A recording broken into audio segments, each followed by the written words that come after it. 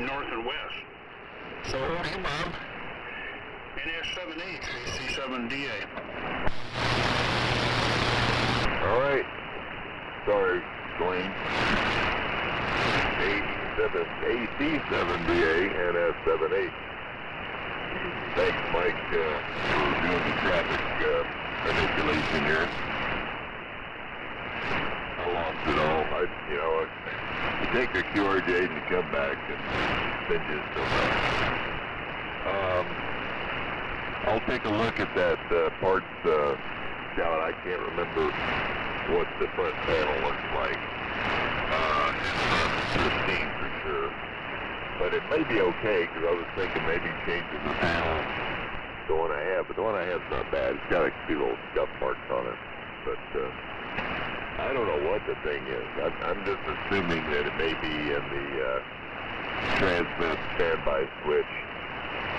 It looks like it's shorted closed for at least the light.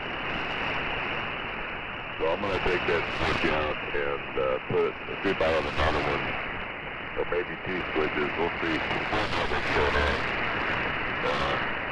I don't think it's the transformer. I'm hoping it's not the transformer, because that's a new transformer, brand new transformer, to make this thing up to its full power out. The one that was in there before was a replacement that wasn't stock, and it wasn't the right voltage, and so I replaced it. And actually I got to use that transformer again. What did I build? I got something I used that transformer for, so it didn't go to waste. Oh, and Mike, I did not replace the filter capacitor yet. I might, but I wanted to see if the voltage came up. Yeah, it should be 180 volts. I got 170 something. So I may drop that resistance down a little bit to bring it up to 100. It's supposed to be 180. But I'm getting enough voltage out. I know I'd be driving that transmitter. It's order of magnitude higher than it was, maybe more. I was getting millivolts to a volt out, and now I'm getting 50 something. So that's about what I expected. It said 10 to 50 in the spec. It'll drive just about anything. So anyway, so Murphy moved. And I didn't really do anything to the scout, but I had it upside down. I was trying to see if that was the problem with the DFR. I was going to use the EX40 to check it out, but I know now what the issue was. So yeah, I would say if you were having any problems, Mac Mike, on that, I don't know if you had maybe someone modified this one and didn't have a good return, or just the oxidation over the years or whatever. But I didn't try to clean it and do anything like that. I just put a separate ground on it to work. So it looks like I got two things. I got my launcher I gotta put back together, and I'm gonna have to take some more parts off of it and put it back together. I guess I'm getting a kit that I didn't know I was gonna get. I thought it was gonna be all put together and working. So I've got a lot of work to do on that. I don't know, but maybe next week I'll have it all put back together. Once the storms blow up, I'll get out there with my orange tennis balls and see if I can play catch with the dogs. I wouldn't put the string on it for that one though. All right, well, I don't have a whole lot more. I'm sort of surprised about the way the band is this morning, because far as loud and not so far as not so loud, and that's the way for Tom and Wayne, and even you, Brent, aren't the biggest signals in the building, and that's probably why you think about me.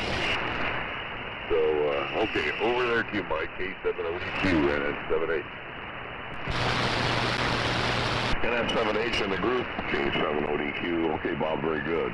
Okay, well, your signal's really good, and Mike FD is booming in here still. Well, not booming in. I mean, you're about at 10 over there, Mike. And you are too there, Bob. And I heard Dwayne when he transmitted. I could hear you fine, Dwayne. You were weak, but I could hear you fine. Oh, very good on that. I heard John. John, I heard you a little better that time. I heard every word you said that time. The first time I could only get a word once in a while, so the band is changing as we speak here. Well, I can't believe that when they built that VFO that they only relied on that collar of that RCA connector for ground. I cannot believe that they built that way. That is ridiculous. That is absolutely ridiculous. Well, anyway, I mean, I've seen weird stuff like that before, so, working on these old radios, I see strange things on those also. Anyway. But all in all, these old radios from the 30s, they're built like tanks. They really are. They're built really, really heavily. Anyway, very, very much fun working on these old things. I love it. I got 3 ready for Gary to pick up, and I told him yesterday that I have 3 ready for him, so I'm sure he'll be making arrangements to drive over here with more work. So anyway, I put the Marantz 2270 on the workbench. Now this Marantz in my music system would work for about a half an hour, and then there would be a loud pop, and it would quit. Okay.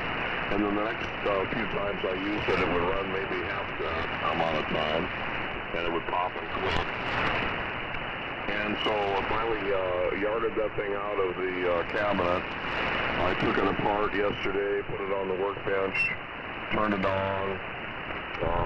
It ran fine. I put heat on it with a heat shrink gun.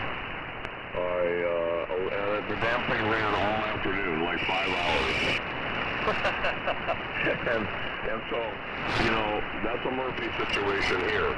So, that thing's going to work fine on the bench. And then when I put it back in the cabinet, it'll start crapping out again. So anyway, I don't know what to say on that. But anyway, nothing wrong with it at this point. So, I mean, I can't stir up a problem with it. So what I figure is wrong is that one of the output stations is developing voltage on the protect circuit that's kicking the protect circuit out, disconnecting the speakers. So anyway, the direct coupled amplifier, so they don't want the voltage on the speaker terminals, that's for sure. Okay, all right, well, over to you there, Mike, and I'm going to get out of here for a while and take Randy for a walk this morning. So, I'm 0FD. Go ahead, King70DQ, Lincoln Beach. I'm going to be on a QRD this morning. Okay, my group King70DQ in the group W0FD. Well, something to say to you. I'm sure I'll be gone before you get back, Mike, but good to hear you this morning. And I got a real quick question for Bob. Bob, if you can grab a hold of your microphone button. Did you change your glove strap? Did you do you have the 2-wire plug on it still, or is it did you change it to 3-wire over? 3-wire. Okay, well, I was just thinking if it's still a 2-wire, and if that switch in the front had shorted out, and as soon as you plug it in, it keys up, maybe you could reverse that plug and see if it was doing the same thing. But since you changed it to a 3-wire, well, that's not possible. But maybe to be as simple as that toggle switch for your plate voltage has shorted and causing all of your problems. I think you said that the transmit light's coming on as soon as you plug it in, or turn it on, I guess. And anyway, good luck with it. Glad you got isn't that the way things work, guys? Just like Mike's talking about for his radio project, you put it back in the cabinet and it quits working, and Bob gets his VFO working, and then the transmitter doesn't work. That's the joy of working on all these old boat anchors and radios, and we've all been through that, that's for sure. CJ, John, yeah, I'm not sure exactly what's going on. I don't think you're back on battery power, but maybe you are. I think maybe half your antenna's down and you had to do something and run on 100 watts. So you're down in signal strength, copying most of everything you're saying, but miss a little bit from time to time. Dwayne said he was going to stand by, and Tom and Mark were standing by for conditions to improve. Hopefully they have here. Brent, you're loud and you're sounding very good. Nice to hear you this morning. And the drone just swept over the top of us here. It's still cool outside, but I think the line has moved a little bit further to the west. So I think the signals are going to start dropping off. And I hope you guys are going to be able to copy each other because I've got to check out. I think it's probably that time of the day where the band's going to start shifting and things will be good. Which is always good to hear, everybody. It's kind of hectic, I know, when conditions are like that, but it didn't affect me very much. Everybody comes in with the long skip, came in really well down here. So, guys, I'm going to listen here for a little bit, but I've got to get in the house and get rolling here today. So, 73. I'll talk to you guys later. And you might, John, you might try to reinsert Dwayne, even though he said he's going to stand by. Maybe the conditions have changed where he's ready to get back on the air, John. So you might try Dwayne and then over to Brent, Bob, and I guess that's kind of the crew right now. AE7 CJ. Have a good day, guys. WZRFD. All right there, Mike. Well, very good. Yeah, still hearing you. Pretty nice.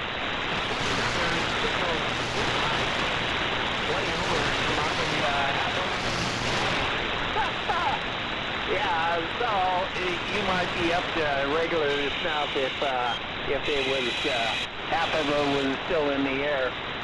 Yeah, the end of it's laying out there in the driveway. Somewhere in front of the river. So I'll once it gets daylight, I'll touch out there and take some more string up line and tie it up to a tree that I can reach. The driveway slopes up the hill, so that will help us some. I can't see it may be folded up on itself for all I know, because it's, of course, probably 40 feet shorter than it used to be, so it's probably folded up with itself. But I'm getting a good match here, and the fuel strength meter shows that there's some RF going out.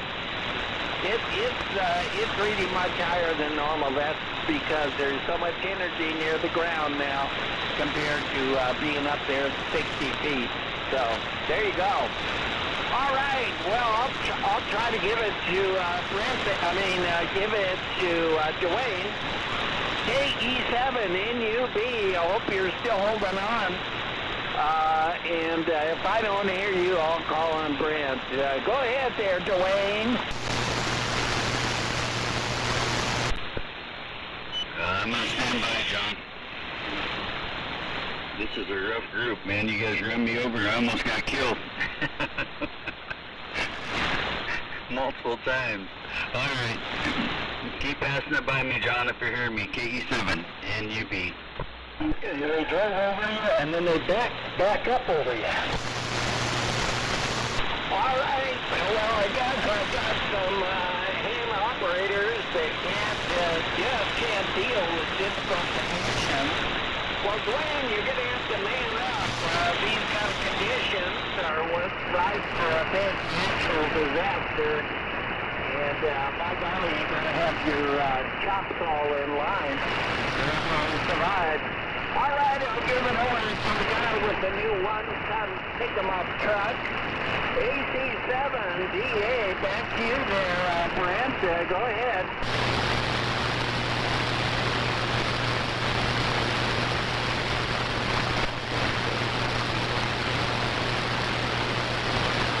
Well, come out here talking to myself. Anyway, well, if the lights stay on today, I might work on the Collins tomorrow. Got power to it. I'm here, but I haven't got I'm just checked on everything yet. But not receiving much but hillside of it at this time. Well, I probably got repairs to do on that. I'm sure it is a box full of mercy. So I'll have to see what's left on that.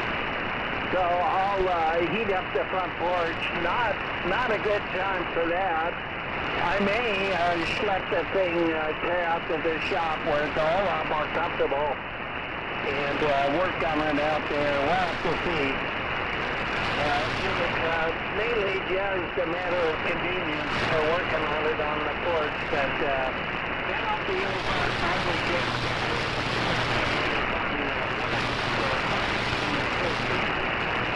well, out of the shop, it'll be maybe 65, so that might be a